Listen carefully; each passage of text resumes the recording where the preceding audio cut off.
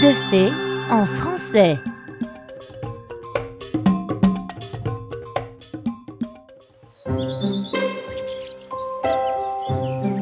Il était une fois un petit garçon, Jack, qui vivait avec sa mère dans une petite maison non loin du village.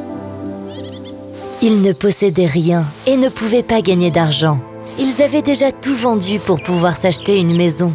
La seule chose qu'il leur restait était une vache qui leur donnait un peu de lait. Ils étaient si pauvres que souvent Jack et sa mère allaient se coucher sans même avoir pu dîner.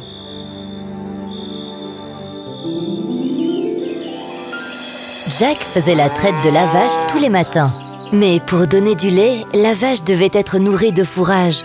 Or, il n'avait pas d'argent pour en acheter. Alors, la mère de Jack eut une idée. Elle lui demanda de partir vendre leur unique vache.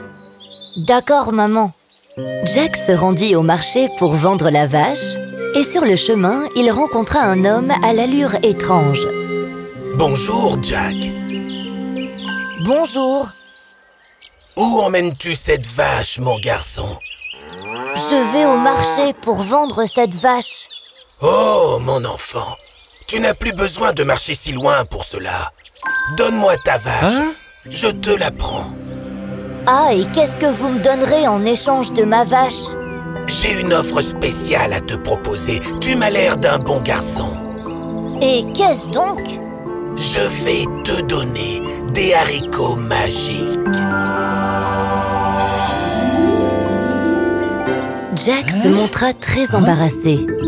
Ces haricots ne ressemblent pas à des haricots normaux. Les haricots avaient en effet une apparence extrêmement étrange. Ils étaient énormes. En fait, ils étaient encore plus gros que des haricots classiques. Je ne veux pas de ces haricots. Qu'est-ce que je vais pouvoir en faire? Ce ne sont pas des haricots normaux, mon garçon. Ils sont magiques. Magiques? Vraiment? Et comment fonctionnent-ils? Ils ont de tels pouvoirs magiques que si tu les plantes ce soir, ils auront poussé jusqu'au ciel dès demain matin. Jack fut convaincu. Il échangea la vache contre les haricots parce qu'ils étaient magiques. Maintenant que tu as accepté l'échange, ils sont à toi et la vache m'appartient. Jack était très excité à l'idée de les montrer à sa mère. En arrivant à la maison, Jack sourit et mit la main dans sa poche.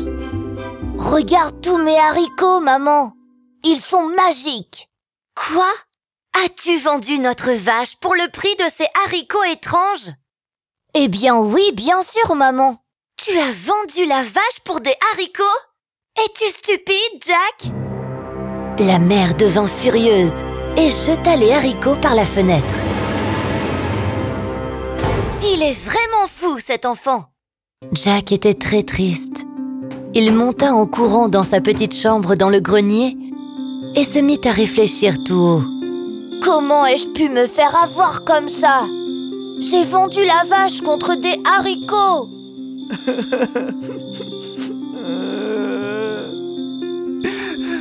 Il pleura dans son lit et s'endormit sans avoir mangé son dîner.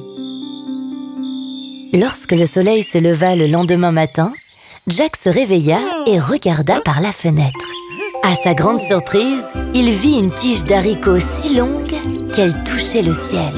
Oh mon Dieu! Ces haricots étaient vraiment magiques! Il décida d'escalader le haricot géant.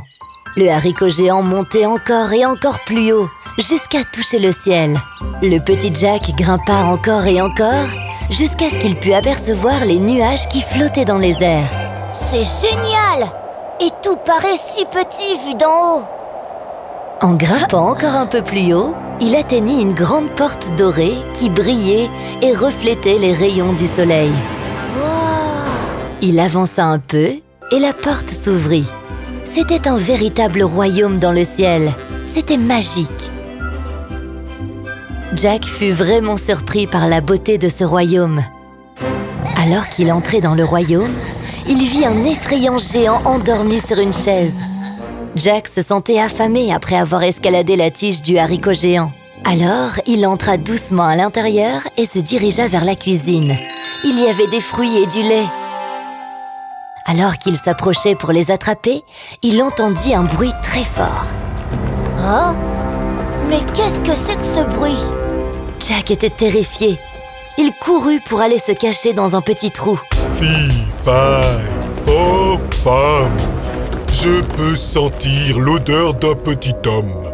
Qu'il soit mort ou vivant, je vais le trouver et le manger.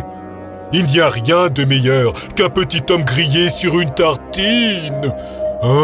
Délicieux.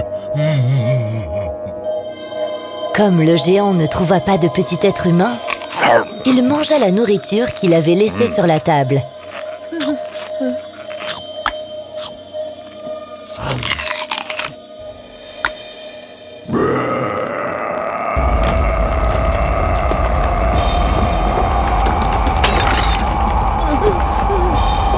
Il sortit ensuite de sa poche des sacs remplis de pièces d'or. Il les compta et les déposa sur un coin de la table. Ensuite, il alla se coucher. Jack sortit prudemment de sa cachette et décida de s'emparer des sacs de pièces d'or en pensant que grâce à cela, sa mère ne serait plus en colère contre lui. Oh! C'est vraiment très lourd! Je devrais vite emporter ça et m'échapper d'ici. Il glissa le long de la tige du haricot géant avec le sac d'or. Il arriva chez lui et donna les pièces à sa mère. Un sac avec des pièces d'or? Ah! Où as-tu trouvé cela? Jack raconta toute l'histoire à sa mère. Sa mère sembla très contente d'avoir maintenant de l'or et contente aussi que son fils fût vivant et de retour à la maison sain et sauf. Quelques jours plus tard, Jack escalada le haricot géant à nouveau. Il grimpa et atteignit la maison du géant. Une fois de plus, Jack vit le géant endormi. Cette fois, il était même en train de ronfler. Le bruit du ronflement était si fort que Jack dut aller se mettre à l'abri pour épargner ses oreilles. Le géant se réveilla. Jack, terrifié, se rua sous le lit pour se cacher. Fille, faille, faux, femme, je peux sentir l'odeur d'un petit homme. Qu'il soit mort ou vivant, je le trouverai et je le mangerai. Il n'y a rien de meilleur qu'un petit homme grillé sur une tartine. Délicieux.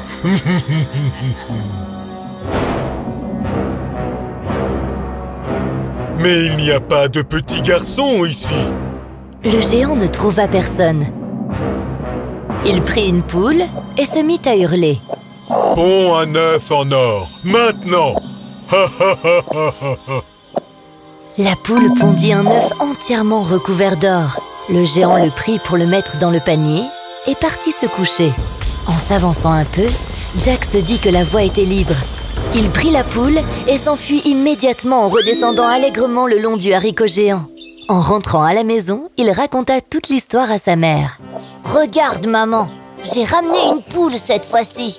Elle pond des œufs en or. Regarde comment ça marche. Pond un œuf en or, maintenant !» La mère de Jack était très contente de lui. Une troisième fois, Jack escalada le haricot géant et alla dans le royaume du géant. Cette fois, il vit que le géant jouait des chansons magnifiques sur une superbe harpe. Il se cacha alors sous la table. Fille, faille, faux, femme, je peux sentir l'odeur d'un petit homme. Qu'il soit mort ou vivant, je vais le trouver et je vais le manger. Il n'y a rien de meilleur qu'un petit homme grillé sur une tartine. Délicieux. Aujourd'hui, je trouverai ce petit homme quoi qu'il arrive. Il chercha vraiment partout, mais ne put le trouver. Il se sentit soudain très fatigué et alla se coucher. C'est alors que Jack s'empara de la harpe et s'apprêta à partir. Mais tout à coup, la harpe magique se mit à pleurer. Au secours, maître, au secours! Un petit garçon est en train de me voler. Il va m'emmener loin de vous. Le géant se réveilla en sursaut et surprit Jack avec la harpe. Furieux, il se lança à sa poursuite. C'est donc toi qui as volé ma poule et mes sacs d'or. Je vais te punir pour cela. Mais Jack fut le plus rapide. Il sortit du royaume pour aller glisser le long de la tige du haricot géant aussi vite que possible. Le géant, réalisant qu'il s'était fait avoir, le suivit jusqu'en bas.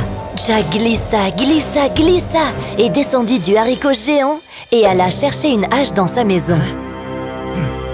Il se mit à frapper fort avec sa hache pour couper la tige du haricot géant. La tige se brisa enfin, le géant dégringola jusqu'au sol, tandis que le haricot s'effondrait lui aussi. La mère de Jack assista à la scène et soudain paniqua.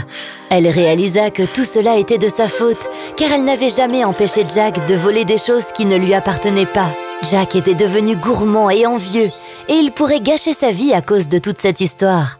Elle alla alors voir Jack pour lui parler. « Jack, désolée de t'avoir laissé voler des choses. J'aurais dû mieux m'occuper de toi. Que se serait-il passé si le géant t'avait attrapé? Tu ne serais plus à mes côtés sûrement à l'heure qu'il est. »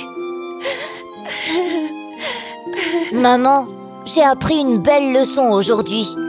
Maintenant, eh bien, je travaillerai dur pour gagner de l'argent. Jack et sa mère devinrent alors très riches et vivèrent heureux pour toujours.